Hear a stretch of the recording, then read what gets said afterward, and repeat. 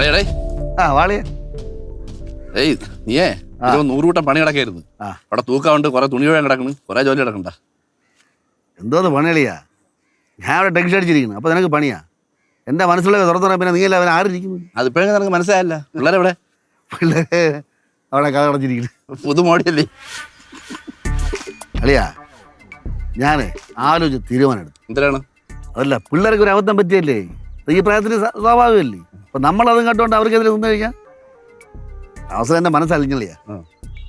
ഞാൻ അവരെ ഒന്നുപോലെ നോക്കാൻ തീരുമാനിച്ചു. ഇപ്പൊ അവർ അഴിച്ചു വിട്ടു കഴിഞ്ഞാലേ എവിടെയെങ്കിലും പോയി വല്ലാത്ത വഴിയിലൊക്കെ പോയി കഴിഞ്ഞാൽ പിന്നെ പ്രശ്നമല്ലേ?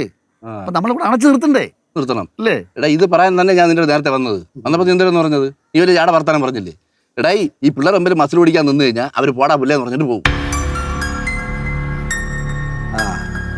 ഇതെല്ലാം എനിക്ക് മുന്നേ നീ തിരിച്ചറിഞ്ഞു. അവരെ നീ ഒരുമിപ്പിച്ചല്ല, നീ അനുഗ്രഹിച്ചല്ല. എനിക്കത് മതി കളിയാ. നീ എന്താണ് പറയണത്?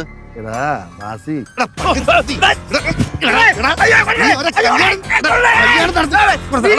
നീ അനുഗ്രഹിച്ചടാ. എവിടുന്നോ പറഞ്ഞു വരാ തെണ്ടി. നീ എന്റെ മോനെ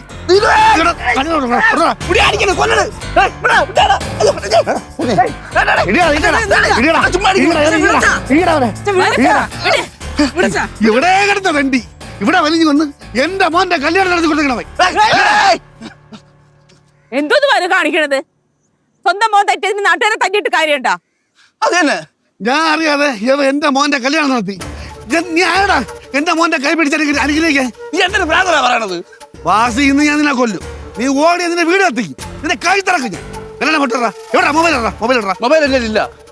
എവനെ ഞാൻ നോക്കി ഞാൻ വീട് എത്തിക്കും.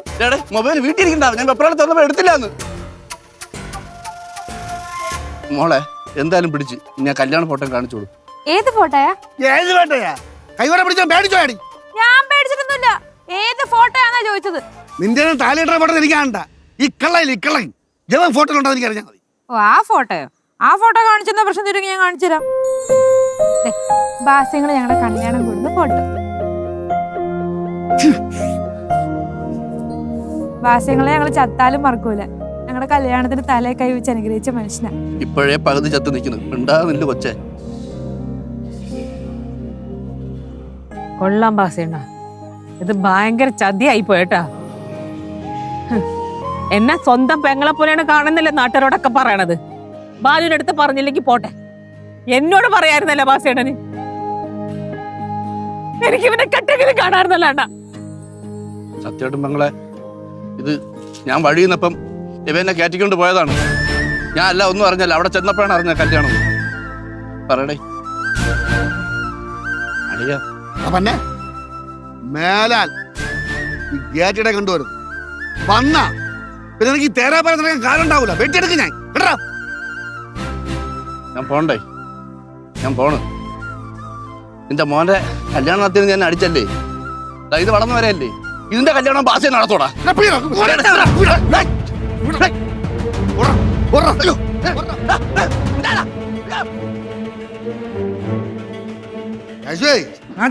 എടാ, ഞാൻ വിടൂലടാ.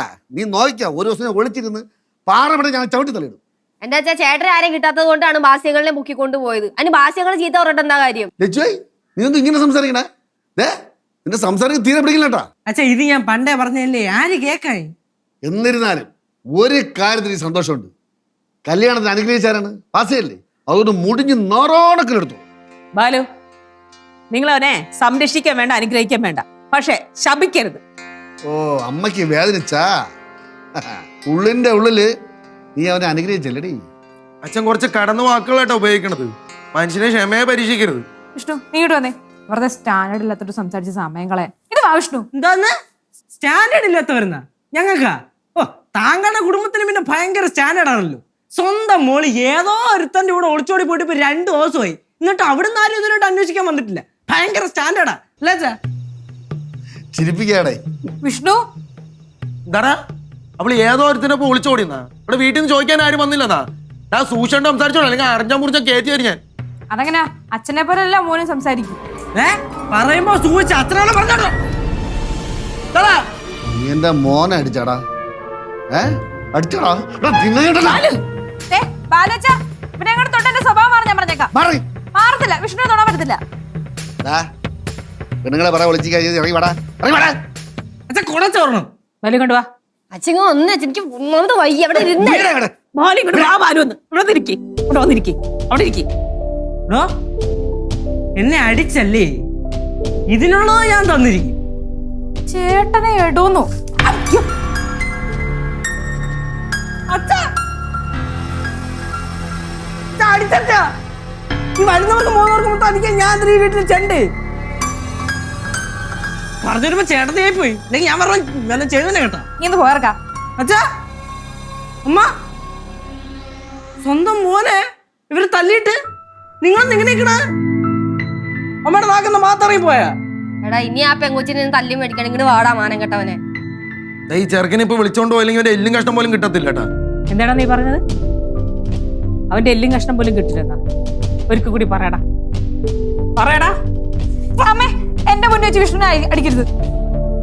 എടാ, അതെടീ, ഇവിടെ പറഞ്ഞേട്ടാ ഇവിടെ ഭർത്താവിനെ അടിക്കരുന്ന്. എടി നിന്റെ മുമ്പേ എന്റെ അച്ഛനെ പട്ടിയെ പോലെ തട്ടിയത്. നീ അപ്പൊ നോക്കി ചിരിച്ചില്ലടി. നാണക്കെടച്ച പട്ടിപ്പുള്ളി തല്ലിയില്ല, തല്ലാൻ പോയി. തള്ളാൻ പോയതേ ഉള്ളൂ. ആ തള്ളാൻ പോ. നീലമ്മ, നീലമ്മയ്ക്ക് എന്തെങ്കിലും ദേഷ്യം ഉണ്ടെങ്കിൽ എന്നെ തല്ലിക്കോ. ഞങ്ങൾ രണ്ടോട് ചെയ്ത തെറ്റിന്റെ ശിക്ഷയായിട്ട് ഞങ്ങൾ കൂട്ടിക്കോളാം. എന്നെ അടിച്ചോ, എത്ര വെള്ളം അടിച്ചു. എടി സമയങ്ങളെ തടിയടി.